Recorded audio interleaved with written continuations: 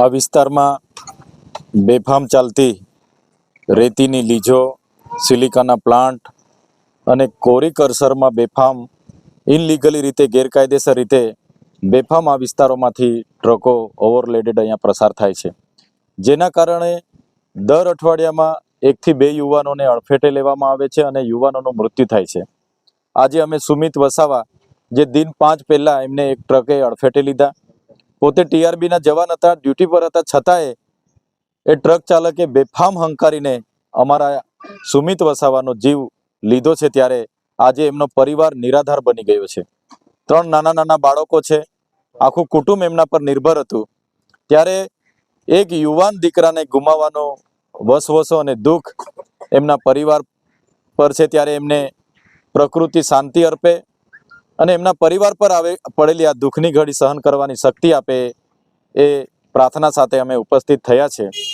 પણ આવનારા દિવસોમાં ખાણ ખનીજ વિભાગ, ભરૂચ વહીવટી તંત્ર આવા બેફામ ચાલતા ટ્રક ચાલકો પર, ઇનલીગલી ચાલતી લીજો, સિલિકાઓ અને કોરી કરસરો પર તપાસ કરીને કાયદેસરની કાર્યવાહી નહીં કરે તો દિન 5 પછી એટલે કે તારીખ 3 બુધવારના રોજ અમે રાજપારડી બિરસા મુંડા ભગવાનને ફૂલહાર કરીને અહીંથી અમે પદયાત્રા કરીને અમે ઝઘડિયા સુધી જવાના છે. અને પછી પણ કાર્યવાહી નહીં કરે તો અમે આવનારા દિવસોમાં ઝઘડિયાથી પદયાત્રા કરીને કલેક્ટર કચેરી ભરૂચ પણ જઈશું. અમારી માંગ છે કે દર અઠવાડિયે 2-3 યુવાનોને અડફેટે લઈને એમના પરિવારોને નિરાધાર કરી દેવામાં આવે છે. ત્યારે પોલીસ તંત્ર, ખાણ ખનીજ વિભાગ અને કલેક્ટર શ્રી કેમ એમના પેટનું પાણી નથી હલતું?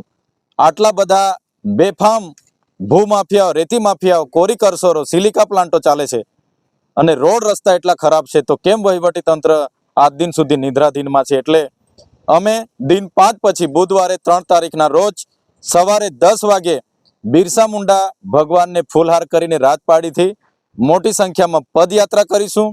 અને પછી પણ એનું નિરાકરણ નહીં આવશે તો આવનારા દિવસોમાં ઝઘડિયાથી પદયાત્રા કરીને નેશનલ હાઈવે ચક્કા જામ કરીને કલેક્ટર સુધી પહોંચીશું.